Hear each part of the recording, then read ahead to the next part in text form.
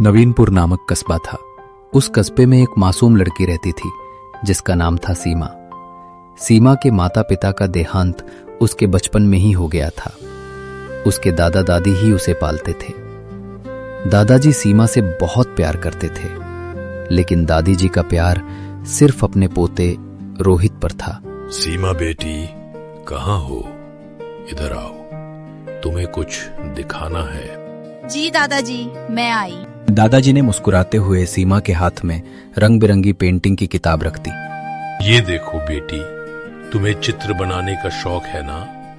ये किताब खास तुम्हारे लिए लाया हूँ। वाह दादाजी, बहुत बहुत धन्यवाद। मैं आपको कभी नहीं भूलूंगी। हमारे रोहित के लिए आपने कुछ नहीं लाया और इस अनाथ लड़की पर इतना खर्च कर रहे हैं। अरे भाग्यवान, रोहित मेरा बेटा है और सीमा भी मेरी बेटी है। मुझे दोनों से समान प्यार है। आप तो हमेशा सीमा सीमा करते रहते हो। ये लड़की हमारे घर पर बोझ है। सीमा ने ये सुना तो वो चुपचाप वहां से चली गई और कोने में बैठकर सोचने लगी। क्या सच में मैं बोझ हूँ?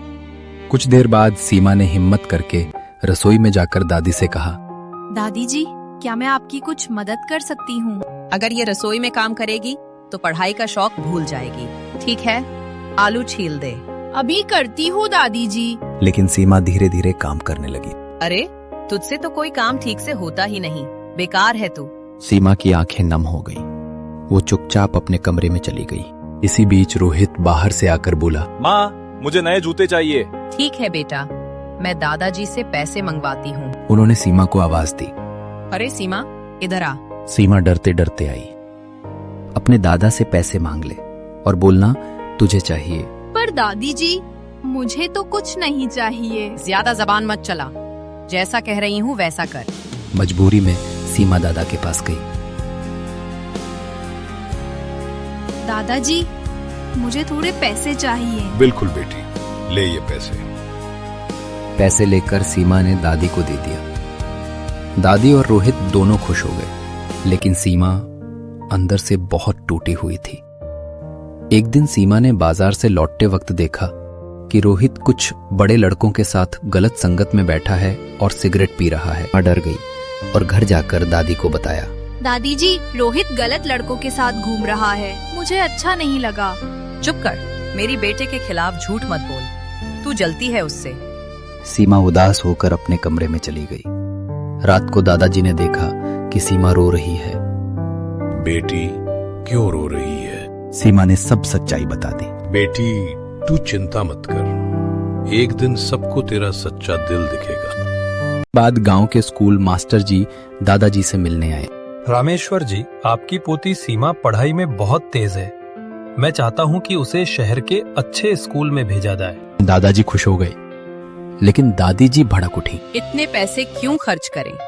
आखिरकार ये लड़की शादी करके चली जाएगी। भाग्यवान, शिक्षा किसी भी लड़की का गहना है। मैं चाहता हूं कि सीमा अपनी जिंदगी खुद बना सके। दादी मन ही मन और नाराज हो गई, लेकिन समय बीतता गया।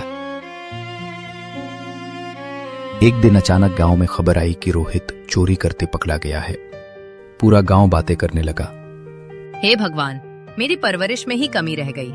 उसी वक्त सीमा ने दादी का हाथ पकड़कर कहा, दादी जी, रोने से कुछ नहीं होगा। हमें रोहित को सही राह पर लाना होगा। देखा भाग्यवान, जिसे तुम बोझ समझती थी वही आज हमारे बेटे के लिए खड़ी है। दादी की आंखों से आंसू बहने लगे। सीमा बेटी, मैंने तुझे हमेशा ताने दिए, तुझे अपमानित किया। क्या तू मुझे माफ करेगी? दादी जी, आप मेरी माँ जैसी हैं।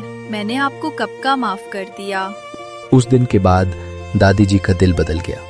अब वो सीमा को अपनी सगी बेटी से भी ज्यादा प्यार करने लगी। समय बीतते बीतते सीमा ने पढ़ाई में इतना अच्छा किया कि पूरे कस्बे का नाम रोशन कर दिया। दादा दादी और पूरा गांव सीमा पर गर्व करने लगा।